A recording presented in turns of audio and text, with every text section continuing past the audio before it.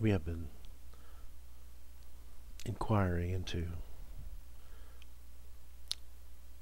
the basic ideas that I have about myself, why I am a spiritual seeker, what I am seeking, why am I seeking,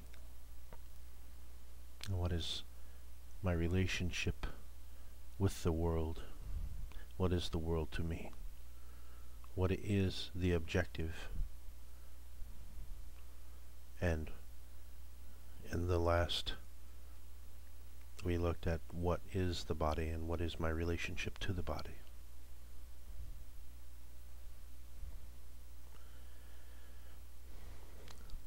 So let's go further and ask, what is my relationship to the mind?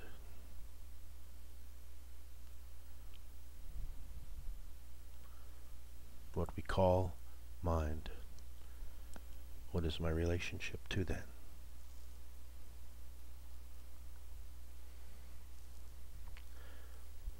What is mind? Mind is a word that we use to box up thoughts, memories, emotions,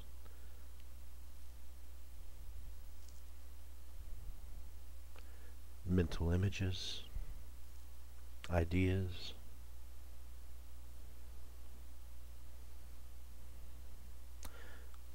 memories, emotions, mental images, and ideas are thoughts. So really mind is another word for thoughts. So what is my relationship to thought? Am I the mind?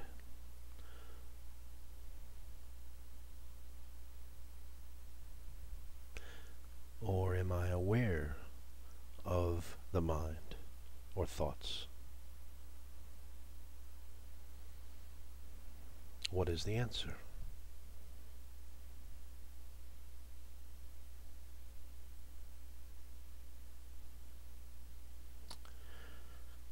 How do you know of thoughts?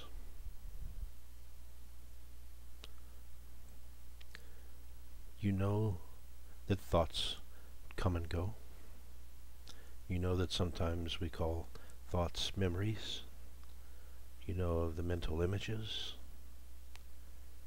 You know of the ideas. You can describe the content of thought.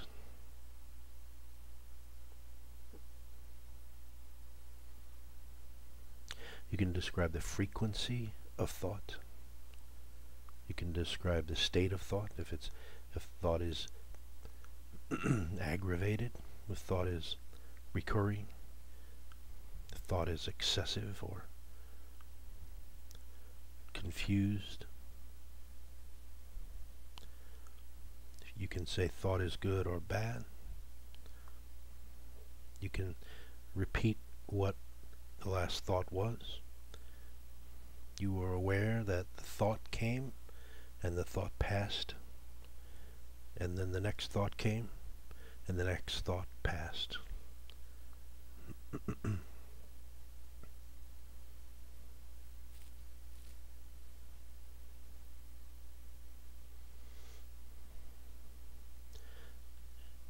Therefore you are aware of thought. In the last segment we came to the conclusion that what you are aware of is an object, while you are the subject. Therefore you are the subject to thought. Thought is objective to you.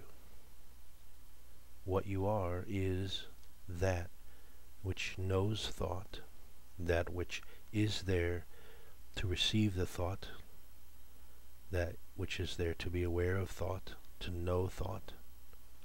You are the capacity of knowing thought. What you are is there while thought is not there. You are there when thought starts. You are there while thought is going, and you are there when thought ends.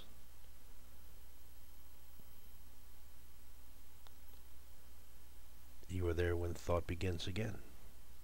You are the constant while thought is changing. You are the subject, and thought is objective. In the same way that body is objective to you. In the same way that the breeze is objective to you. The mountain, the river, the moon, the birds, the clouds. Like a cloud, thought comes in and passes by and leaves.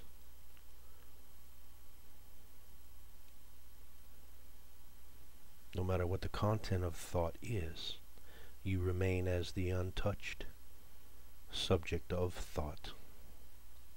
Like the sky is the untouched background of clouds. What you are is that background of knowing thoughts. While the thoughts come up and go away, you remain as the constant of knowing, the constant of knowing thoughts, the constant of being aware of thoughts, the constant subject while the object comes and goes.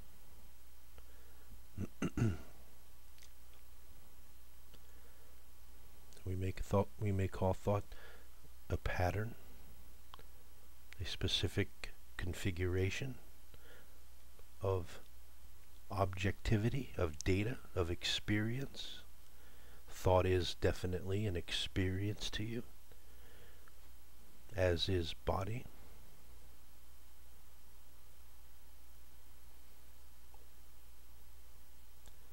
So really speaking, thought is not you. Thought is not I.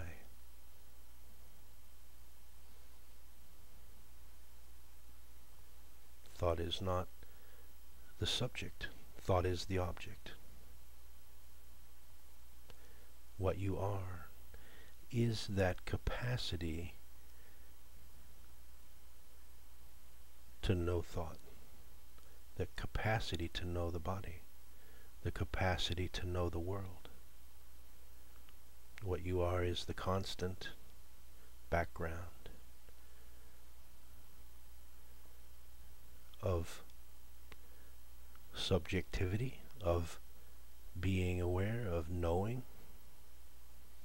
So really we may say to be the subject is to know, to be the knowing, to be the experiencing of whatever the experience might be. Whether we call that thought, whether we call that body, whether we call that the world. The breeze, the mountains, the rivers, the sun, the moon, the stars, the clouds.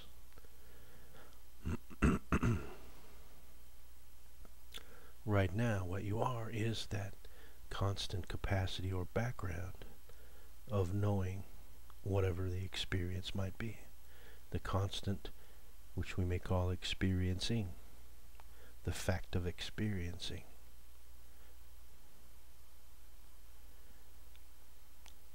Therefore, thought doesn't affect that background, just as the clouds don't affect the sky. The sensations we call body don't affect the background, the knowing, the subjectivity, which is what we really mean when we say I, what I really is.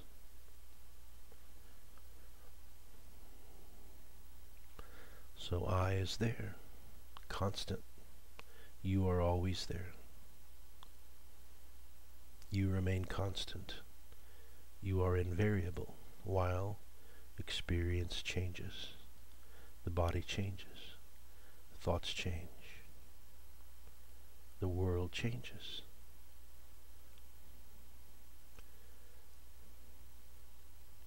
Stay tuned for the next. Love to you.